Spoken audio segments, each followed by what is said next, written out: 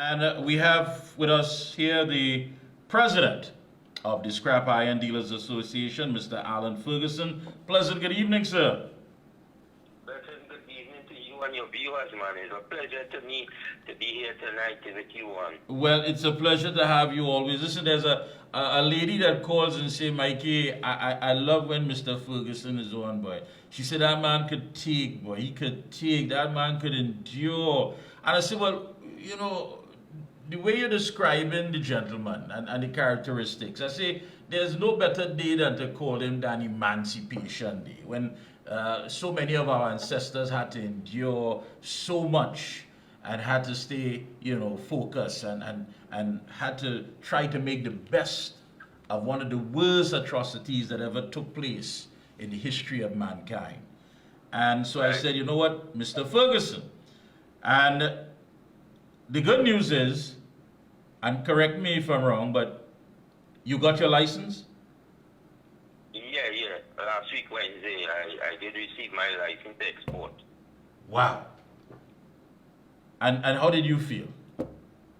Well, after waiting for almost just 12 days short of a year since I have done nothing in my establishment, you know, so you could understand how a man will feel. It's just about 12 days short of a year since I have done nothing in my establishment. You could understand. Anybody who doing business will understand if you do nothing in your business for a whole year, how you will feel when you have to start back. You know, it just come like, you know, starting back from fresh, because all the equipment and everything had to change oil, it had to service, and there's a lot of equipment. Now I will have to work on for this week here to able to start next week, God willing, you know.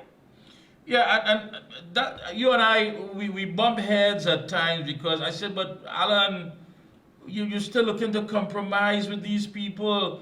I mean, when you look at it, you're talking about someone like yourself who has sacrificed so much, an entire industry, educate your children. Think about second and third generations that lived on this entire enterprise. And then someone says one day, you know what? You are no longer worthy of it. As a matter of fact, it's too good for you. We have some people with money who is allegedly eyeing this industry, and we want to give it to them. And you just simply said, you know what? You're going to keep fighting and fighting. You know, this turn the other cheek, which many of us does not subscribe to. But what keeps you going, Mr. Ferguson? Because I tell you, you have more heart than Valentine, you know. What keeps you going? Well, what I can tell you, I is a free slave. Meaning I don't have no shackles on my feet and my hands. So I am free. So I am free to fight the fight for the poor and the needy.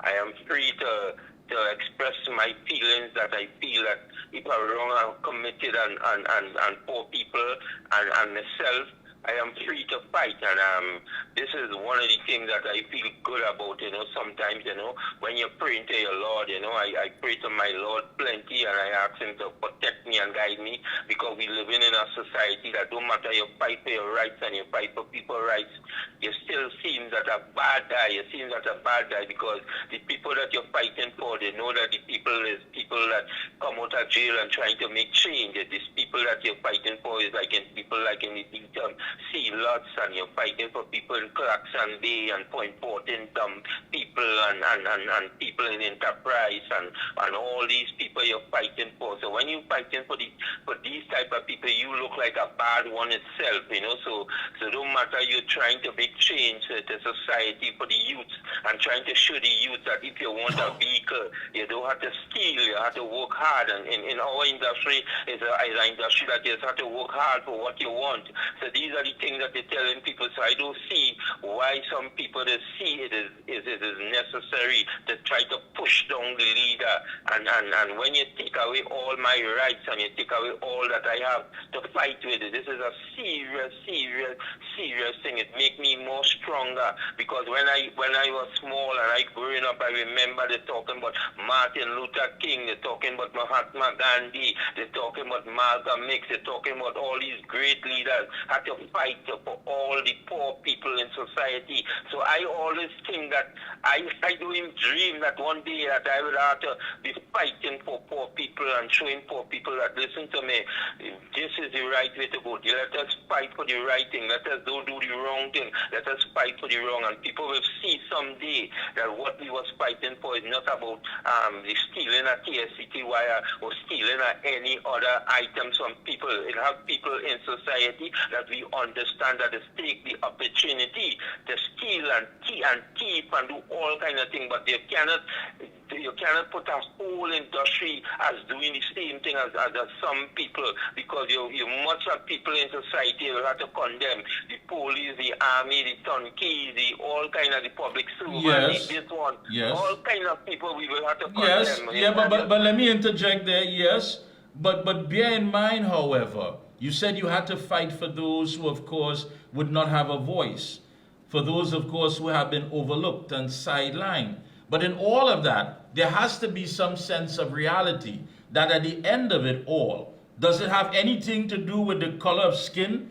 Does it have anything to do with ethnicity?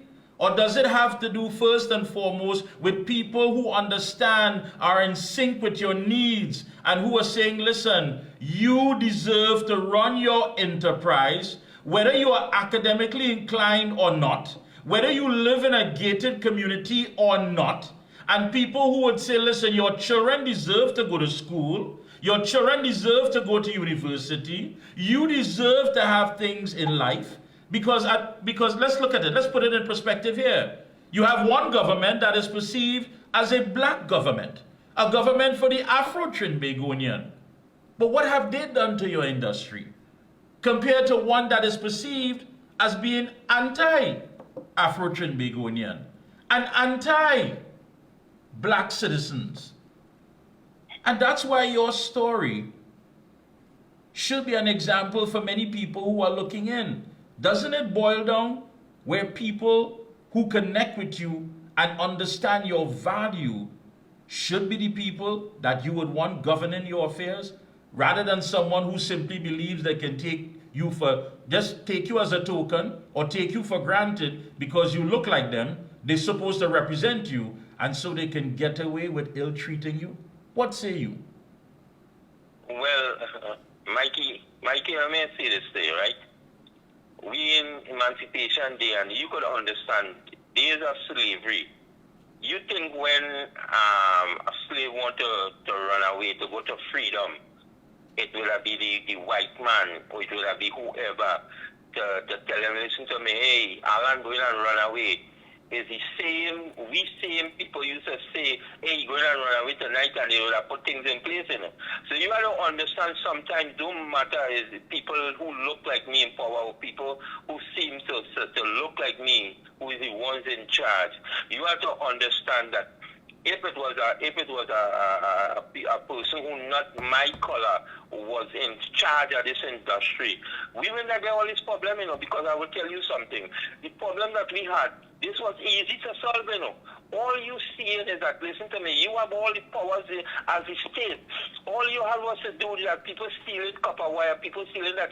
Go into parliament and put amend something to let stop people from stealing wire. You don't have to shut down a whole industry. That thousands of people that who depend on this industry, when they look at that and when they watch all the guns and all the people, if you have one community, you just go in Trinidad and Tobago and buying scrap iron, buying batteries, the whole country, the whole community. And that is why you see that after all this sort of take place, it would have been change to my life, because I would have understand more, and plenty people would have come to me. A lot of people would have said, listen to me, hey, why going to politics, going to this? I would say, no, I believe my job in society is to help poor people, and whatever means God will give me to help poor people, that is what I want to concentrate on. I want to concentrate on the community. I want to concentrate on helping people in the community. I want to support any organization that doing the correct things, any organization that's fighting for poor people and believe that people you see people and crimes moving away from all of this, and anything I could do to help a youth, to help a young person from saying, listen to me, let me get day work, so I will not to go and rob nobody. I believe in all this thing. I want to help these things. I want to help. I want to help the youth now from getting books, help the parents who can't help to get books and bags for the children to go to school, because they deserve a chance to be able to go and get education, and the industry just help people like that. If you go some places where I just go, in some places where you see people, there's a pen and a little scrap iron to feed the family, you will cry, you will bawl. When I don't know, but you see, some people in Trinidad is because they don't understand it, because that they belong to some kind of organization that they just don't care. But I believe in this country, they love to punish poor people. I don't know what poor people do them, but they hate some of them hate people that struggling and fighting to make it, and some of them who don't. And that's the point, Alan. And these very same people that you are describing are the people that you believe, and many people would believe, that for whatever reason it has to do with a racial issue. But isn't it basically has to deal with the fact that if you don't have love and if you simply don't care, all of this is irrelevant. You don't care how Allan Ferguson and the people in the industry feed their children. You don't care how they're going to pay their bills. You don't care how they're going to survive. The only thing you know is that someone with money is eyeing this industry, and I have to deliver it to them. So they're doing all the necessary things to get rid of me. Mikey, if I go to tell Trinidad, it's a good thing. But I choose to hold my thoughts on that. But let me tell you something. This country has so much money. This country, we have so much of people that living under this poor poverty and this way that they can't buy food when they come. And some of we wasting. And let me tell you something, this country has money, but some of them politicians trying to do is just make money for themselves. But we could go into communities and help. We could put things in place to make sure that certain communities develop a certain kind of attitude that they want to work to get what they want, and they could be able to do things. If we set it up right and we move away the corruption and we move away the ones that who don't really care about poor people, I am telling you, things could better, because they have people, let me tell you something, want to work, and have people who in these community have good understanding of how to do business also too. And these are the people you could use to manage the affairs at certain communities, that you could set up factories and set up place of plant and do all kind of thing in certain communities. There's so much of things that communities could. Yes, but Alan, it doesn't mean that you are valued enough to be placed in these positions. And regardless of what, my friend, and again, I admire your tenacity, I admire the fact that you are focused, but there's a 500-pound gorilla in the room.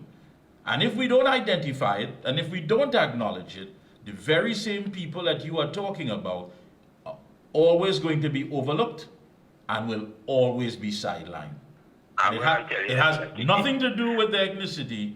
It simply has to do with the fact that we don't value them. Quickly, go ahead. You have 20 seconds. Quickly, go ahead. I want to tell you something.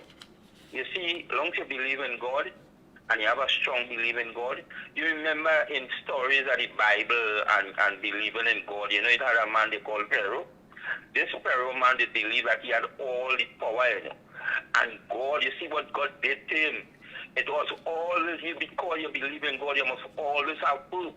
Hoping that something could happen to be able to save the poor people in society. When you see a community and a country calling out for help, and when you see God here, God say he help the people who cry out and asking him for help. And when you see all of this taking place, you don't matter who are all the power and all the money. All we need to do is to come together for people to understand. I understand your thing in society. You as a politician, I understand that, and I have no problem with no politician because I full of friends with politicians. But I want them to understand too is that they have a God, and you see poor people. God destroyed nation upon nation with people who want to feel those sparrows. And I could tell you, it have change coming in the country, but some people need to just change and say, listen to me, let me come together to make our country better. Allan, I want to thank you so much for that. I mean, the mere fact that you look at me as a politician, however, but this politician did not wait for over a year to give you a license. I didn't take away a license. I didn't destroy your industry.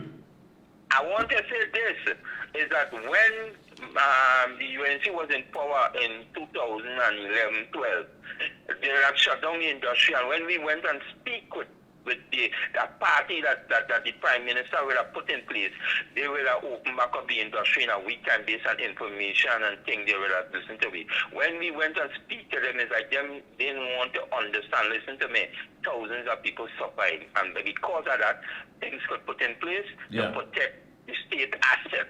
And it could have been a better way, not in a shutdown way. So I compliment you in the way that you all will approach it in a different way years ago, and I compliment that. And this is something I talk right through. This whole shutdown and all the time, I always speak about listening to people to help and stop this oppression against poor people. My thing is, Allan, whether you're academically inclined or not, or whatever, as long as you are willing to put your shoulders to the wheel, you are valuable, you're an asset, and you are a stakeholder. You deserve equality across the board. Before I go, I'd like to see that statement you use, because you know why we in all the states that we in, because long ago they used to look at people who honest to be leaders. They never want to be people who only have academic. I don't have no problem with nobody who want to have all this brains and all this thing, but common sense come before that. And common sense is come with honesty. And as long as you have that, you could go and drive any community and country to make it better. All right. You understand? Thank you so much, Allan. It's been a pleasure. I thank you, and I thank you, your viewers for listening and viewing. All the best of luck to you. Hey.